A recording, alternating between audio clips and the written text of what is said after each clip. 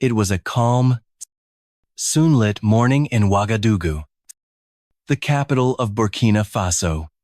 President Ibrahim Traoré sat in his office, reviewing a report on rural literacy progress. His sleeves were rolled up, his desk piled high with data charts, school blueprints, and letters from students. Education was not just a policy. It was his personal mission. Then the phone rang. It was Dr. Alonso Ouedraogo, his international advisor. "Mr.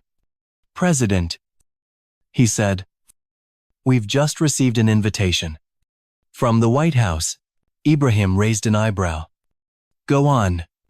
They want you to participate in a global education forum with Caroline Levitt, the new White House press secretary.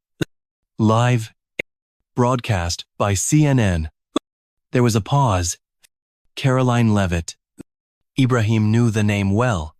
Young, fiery, politically ruthless. Known not just for her sharp tongue, but for openly mocking foreign leaders during press briefings. This wasn't just a discussion. They were setting the stage for a televised clash. "What's the theme?" Ibrahim asked, already sensing the trap. Transforming education systems in the 21st century. They're framing it as a contrast between African and American models. For a moment, the room was silent. Then Ibrahim leaned back in his chair, his gaze steady. "We'll accept," he said softly. Ouedraogo hesitated. "You're sure?" "Yes," Ibrahim replied. "It's time the world heard what Africa has to say about education." Meanwhile, thousands of miles away in Washington, D.C., Caroline Levitt was pacing in her White House office, skimming briefing notes. "Burkina Faso," she scoffed. "This president thinks he can lecture the United States about education. Please." Her aide, Emily Rodriguez, cleared her throat. "Actually, literacy rates in Burkina Faso have tripled since he took office. He's received awards from UNESCO and Harvard." Caroline rolled her eyes. "Emily, these leaders inflate numbers to sound smart. My job is to expose reality, not flatter it." She turned toward the window, her voice cold. "This will be fun." Back in Ouagadougou, Ibrahim's team sprang into motion. Data was verified. Reports were updated. But Ibrahim wanted more than numbers. "I don't just want stats," he told Minister of Education Aminata Compare. "I want stories. Show me students whose lives have changed. Teachers who built hope from nothing. Communities that found light in the dark." He knew what was coming. Caroline wouldn't come with curiosity. She'd come with contempt. And he was ready. In Washington, Caroline's research team huddled around glowing screens. But instead of data, she demanded dirt. "Give me educational gaps. Budget shortfalls. Anything that proves this African president is just another symbol. We're not about to let him walk onto an American stage and pretend he belongs." One of her aides, Michael Thompson, warned her. "Careful, Caroline. This guy's not just popular, he's effective. He's changed an entire system in under 3 years. That kind of progress is rare." Caroline waved him off. "I've taken down bigger names than this. I'm not worried." But maybe she should have been.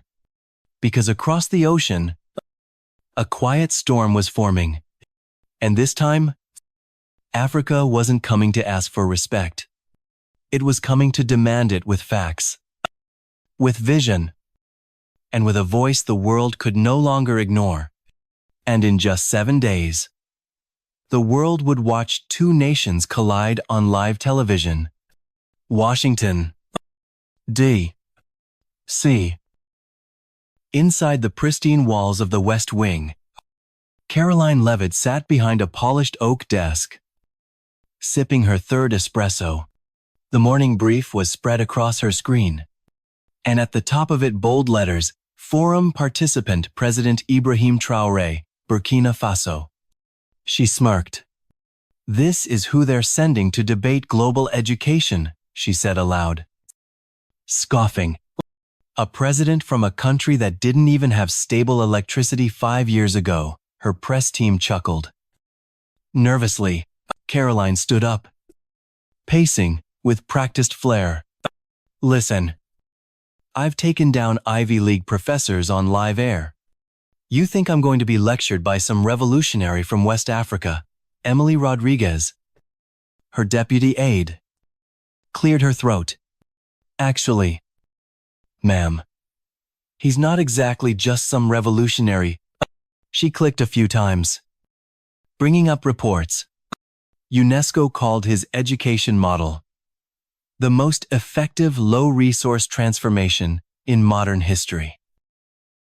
And this is real. Harvard is studying his rural tech curriculum. It's in the latest education journal. Caroline didn't flinch. That's propaganda. These people pad their numbers to seem competent. It's textbook international PR. Caroline. Emily pressed carefully. Maybe we don't need to come at this from a hostile angle." Caroline turned, her voice like ice. "Emily, you clearly don't understand how global politics works. It's not about truth. It's about dominance, about controlling the story before they do." She sat back down and waved toward her laptop. "I want a full dossier." She snapped. "Budget déficits, illiteracy stats, teacher strikes, dropurat, anything that makes this guy look weak. Find me something to destroy him, with preferably in the first 5 minutes." That same afternoon, in Ouagadougou, the mood was entirely different. Ibrahim sat with his team, surrounded not by campaign managers or media handlers, but teachers, real ones, from rural villages and inner-city districts. One woman spoke of building a school out of clay bricks and volunteer labor. Another shared how tablets powered by solar energy were bringing online classes to children who'd never seen a computer. "This," Ibrahim said softly, "is our power." Aminata Comparé, the Minister of Education, laid out a thick folder. All verified. Literacy rose from 29 to 78%. 2,400 schools built. 95% digital integration. 23 technical universities founded. Ibrahim nodded. "It's not just what we did. It's how we did it with nothing but vision and grit." He glanced at the forum briefing. "And now, we're walking into a lion's den. A televised debate where respect is not given, it has to be earned. Again." Back in D.C., Caroline's war room lit up. "I found something." Her research head, Michael Thompson, said, "A leaked report from 2020 talks about teacher shortages in northern Burkina Faso." Caroline's eyes lit up. "Perfect. I'll frame it as ongoing incompetence. A failure of basic services." Michael hesitated. "It's outdated. And the shortages were addressed in 2022. There's no scandal here." Caroline didn't care. "It's not about facts. It's about perception. If I plant the seed of doubt, he loses credibility.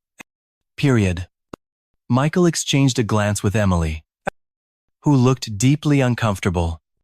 "Caroline, don't underestimate this guy," Emily said. "He's calm, measured, and frankly, he's got results we can't ignore." Caroline's voice sharpened. That's exactly why I have to crush him. May 20th. 2 days before the forum, Anderson Cooper stood in CNN's Atlanta studio, reading over his cue cards. A producer leaned in. "You know this is going to blow up, right?" Anderson looked up. "Oh yeah. The world thinks this is a conversation about education. But it's really about ego. About power. About whether America can still dominate a global stage, or if the world has moved on without asking our permission." In Caroline's private office, a stylist adjusted her blazer as she stared into the mirror. "I'm going to humiliate him," she whispered, not realizing the most humiliating moment of her career was just around the corner. Because while she was preparing for a fight, Ibrahim was preparing to teach a masterclass. And this time, the whole world would be watching. May 21st. 1 day before the forum. Inside the presidential palace of Ouagadougou, the lights in Ibrahim Traoré's office were still on well past midnight. Stacks of education reports surrounded him. Video testimonials from teachers. Data charts. Letters from students. And policy drafts, all meticulously arranged. But what caught his eye wasn't a statistic. It was a handwritten note from a 12-year-old girl in a rural village. "Thank you, Mr. President. Before you, I had never seen a book. Now I want to become a scientist." Ibrahim smiled, his fingers brushing the page like it was made of gold. That one sentence said more than any dataset ever could. Across the room, Minister Aminata Comparé entered, visibly tired but energized. "Final updates are in," she said, placing a binder on the table. "Our numbers check out across the board. We verified everything 3 times. No loopholes. No gaps."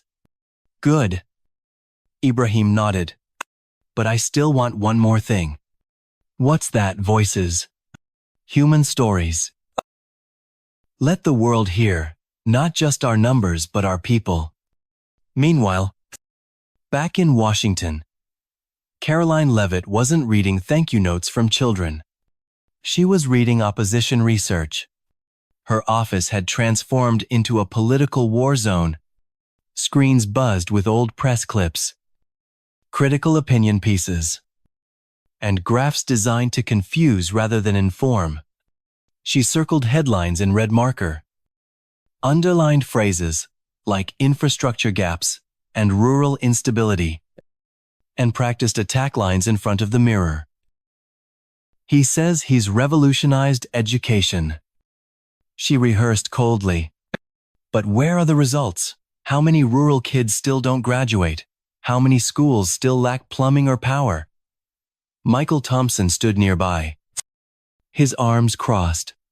"Caroline, most of those problems existed before his term.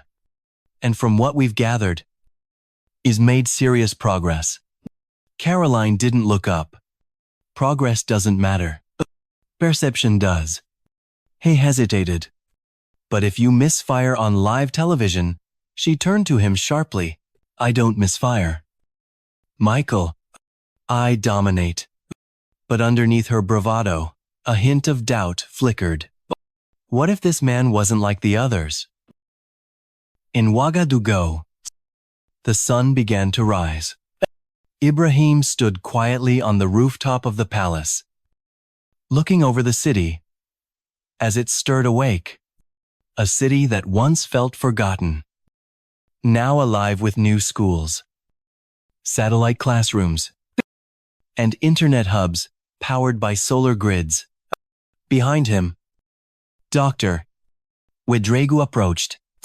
"It's time," he said. Ibrahim nodded. "Tell CNN we're ready for the connection test." They walked down to the studio, a simple space filled with national flags, bookshelves, and a portrait of a teacher surrounded by children. No flashing screens. No PR tricks. Just dignity and truth. As technicians tested the audio, Ibrahim closed his eyes for a moment. This wasn't about him. It was about every child who had ever been told their dreams were too poor, too far, too small. At CNN's Atlanta headquarters, ANN's, Anderson Cooper reviewed his script. He sensed it. This wasn't just a policy discussion. This was going to be a reckoning.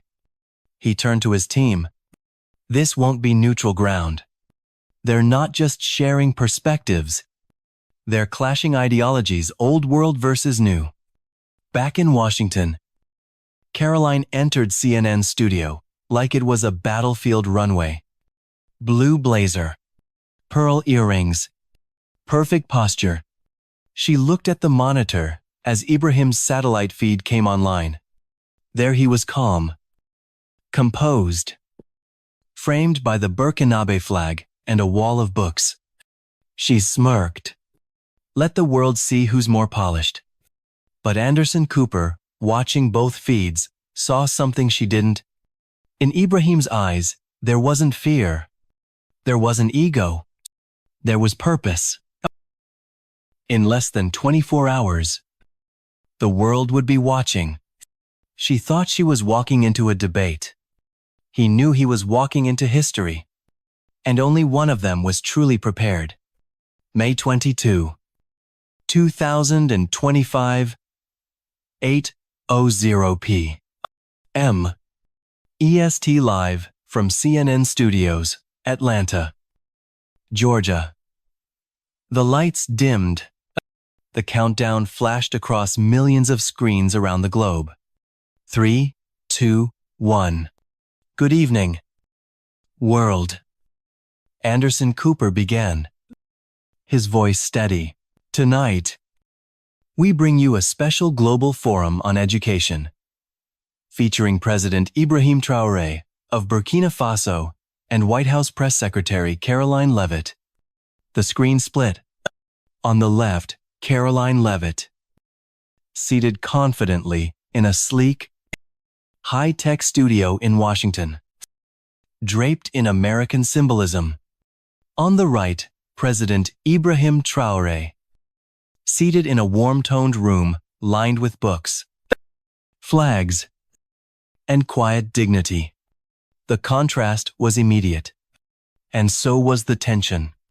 Anderson wasted no time. Président Traoré, he said, Caroline Levitt has publicly stated that developed countries like the U.S. should lead global education reform. How do you respond? Ibrahim smiled gently. Mr.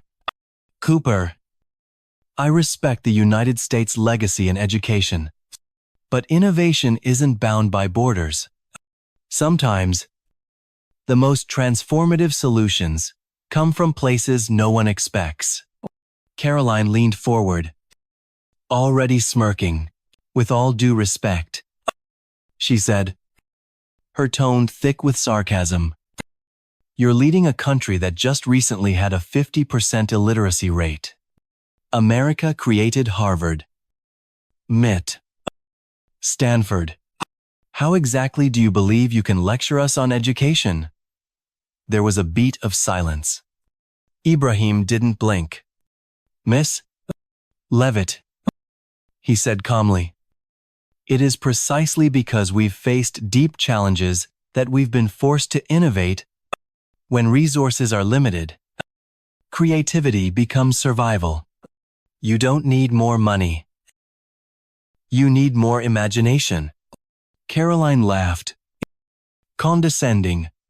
Creative, with what? Jungle chalkboards and candlelight classrooms. Be honest, where did you even go to school? Because from the outside, it looks like your education came from guerrilla warfare. Not global classrooms. The air went cold. Anderson Cooper flinched. Ibrahim didn't. Instead, he adjusted his mic. His voice smooth as silk. Since you ask. Miss Levitt. The screen behind him lit up. Bachelor's degree. Kwame Nkrumah. University of Science and Technology. Ghana First Class Honors. Masters in Public Administration, Sorbonne. Paris, Full Merit Scholarship. MBA, London School of Economics completed, while serving as a military officer. Fluent in English, French, Arabic, Portuguese, and 4 African languages. He looked directly into the camera. How many languages do you speak? Miss Levitt. Caroline shifted in her seat. That's not the point. She mumbled. We're talking about educational relevance. Indeed. Ibrahim replied. Let's talk relevance. New visuals appeared. Official letters. Data graphs. University logos. Harvard is now studying our rural education model. MIT has requested field access to our low-cost engineering curriculum. Stanford wants to adapt our digital inclusion systems. That is what relevance looks like. Caroline tried to interrupt. But Ibrahim's momentum was unstoppable. Do you know why they're studying us? Because in just 3 years, we raised literacy from 29 to 78%. We built over 2,000 schools. We launched 23 technical universities. And our students now outperform American peers in international STEM competitions. Anderson Cooper raised his eyebrows. President Traoré, can you confirm those numbers? They've been verified by UNESCO, the World Bank, and, ironically, by the U.S. Department of Education itself. Caroline's face froze. Ibrahim leaned forward. You speak of prestige, but our students, from a poor country, are winning gold medals in global math and science Olympiads. 16-year-olds from our villages are creating apps American firms pay millions for. Caroline fired back, desperate. You still lead a poor country. Let's not pretend that wealth doesn't matter in education. Ibrahim finally smiled, calm, confident. Burkina Faso may be financially limited, but we've proven something powerful: that vision beats money, that innovation thrives under pressure, and that education doesn't need skyscrapers, it needs purpose. A silence settled across the studio. Anderson Cooper looked toward Caroline. Miss Levitt, your response. Caroline opened her mouth, but no words came. Because for the first time in her career, she wasn't leading the room. She was learning from it. There was a moment, just a flicker of hesitation, when Caroline Levitt seemed to realize the room had turned against her. It wasn't just the studio silence. It was Anderson Cooper's quiet stare. It was the live Twitter feed, lighting up with words like humiliated, exposed, and outclassed. It was the millions of viewers around the world who had tuned in expecting a debate and were now watching a masterclass. Caroline swallowed hard. She reached for her water, but her hand trembled slightly. She forced a smile. I wasn't questioning African intelligence in general, she said, voice shaky. I was just, what exactly? Miss Levitt. Ibrahim interrupted softly, his tone sharp but controlled. Questioning my competence, or questioning the idea that knowledge can come from somewhere you didn't expect. The question hung in the air. Caroline blinked. He assumed. Yes. Ibrahim said. You assumed that Africa meant backward. That innovation wears a suit and speaks only American English. You assumed without asking, without researching, without listening. Anderson Cooper leaned forward. Eyes narrowed. Miss Levitt, Did you actually review the educational progress reports from Burkina Faso before this forum? Caroline looked away. Ibrahim turned to the camera. That's the problem. We treat education like a contest of prestige when it should be a conversation of ideas. We don't need more platforms to perform. We need more spaces to learn. Even when that learning comes from unlikely places. Anderson nodded, visibly moved. President Traoré, what you've presented tonight has shifted a lot of perspectives. Ibrahim remained humble. These aren't just my ideas. They come from teachers who work in candlelight, from students who walk 10 miles to school, from mothers who give up meals so their children can buy pencils. They are the real authors of our success. And that's when Caroline's composure broke.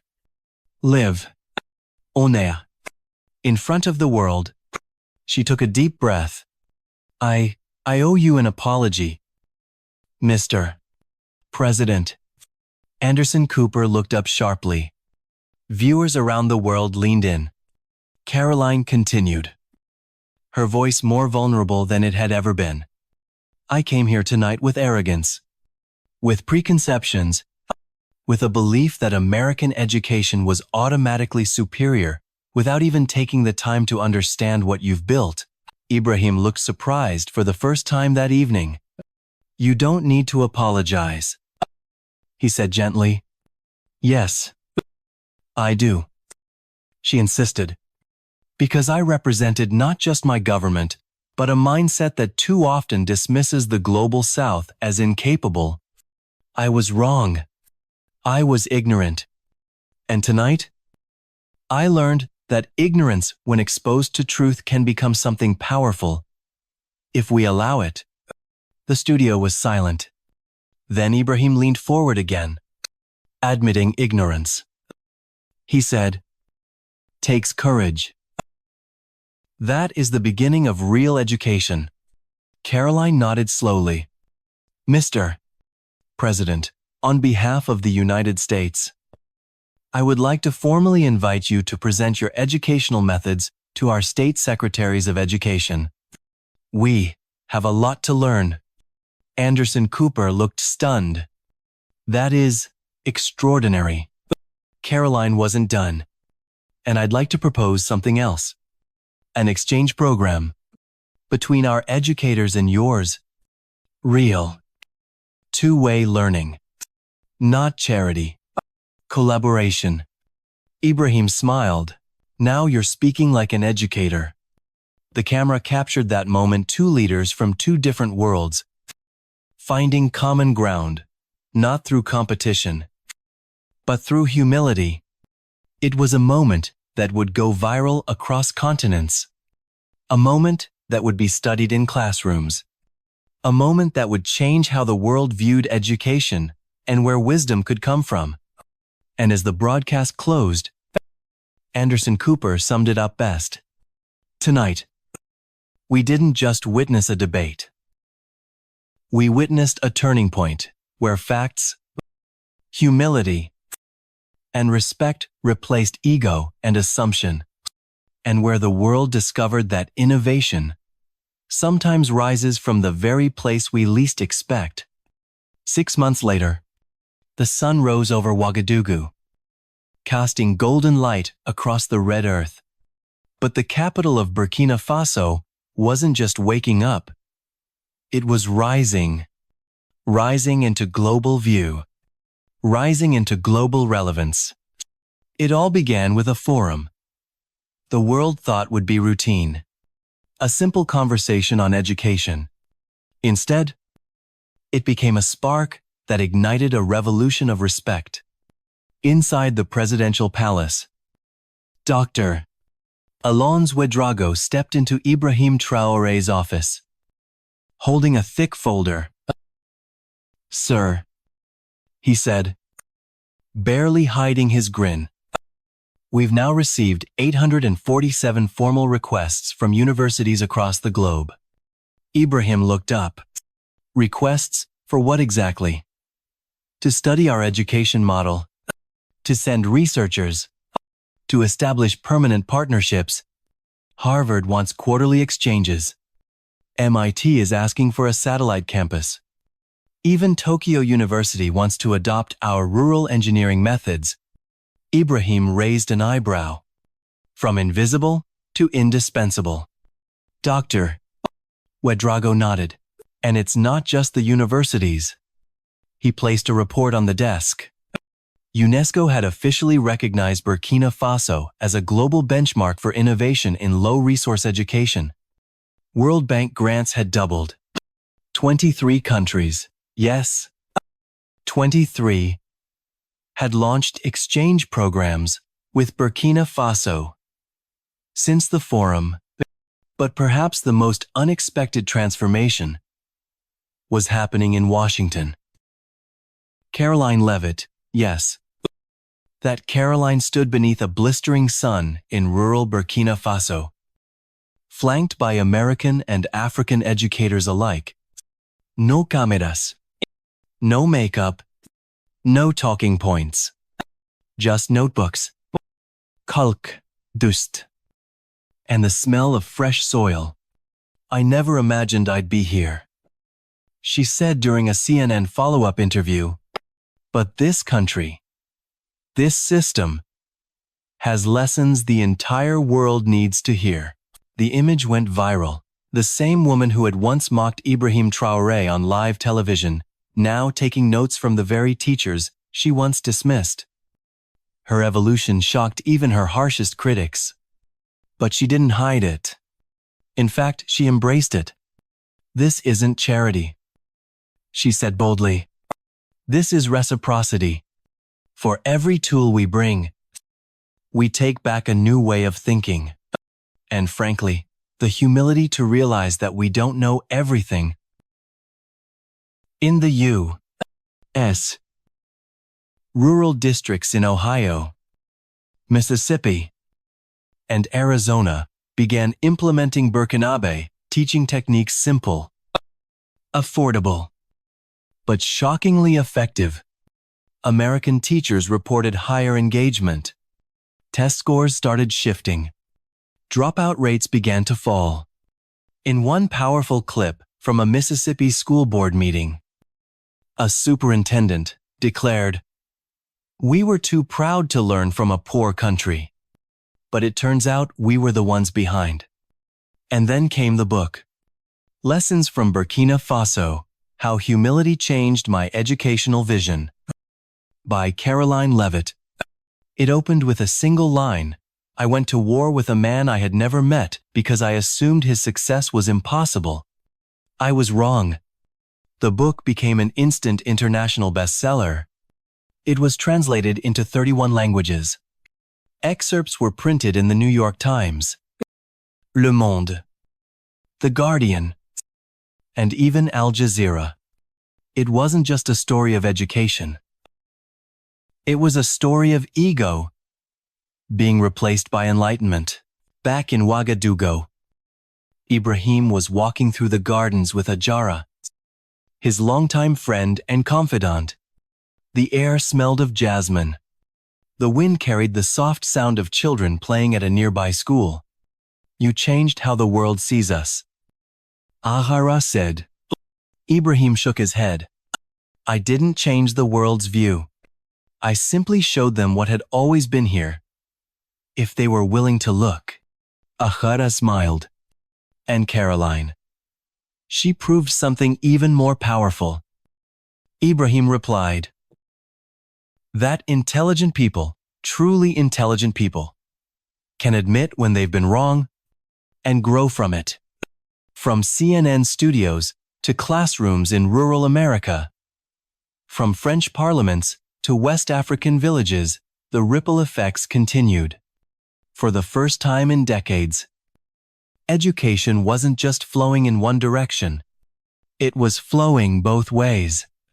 And at the center of that shift, not a Western leader or a billionaire philanthropist, but a quiet, young African president who had simply refused to be underestimated. 1 year after the forum that stunned the world, a new book hit shelves: Lessons from Burkina Faso: How Humility Transformed My Educational Vision. Written by none other than Caroline Levitt. It opened with a quiet dedication to President Ibrahim Traoré. Your words didn't just defend your country. They educated the world. The world had changed since that night. Burkina Faso had become a hub of global collaboration. American schools were adapting African models. Exchange programs were thriving. And Caroline, once the face of institutional arrogance, was now one of Africa's fiercest advocates. In a Harvard lecture hall, packed with students, she stood before a chalkboard and said, "I went to that debate to win. He came to teach. And in the end, I became his student." Back in Ouagadougou, Ibrahim walked the palace garden with Ajara, the sun setting behind them. "You changed everything," she whispered. He shook his head. "No," he said. "We simply reminded the world where true wisdom begins with the humility to listen." And this time, the world finally did.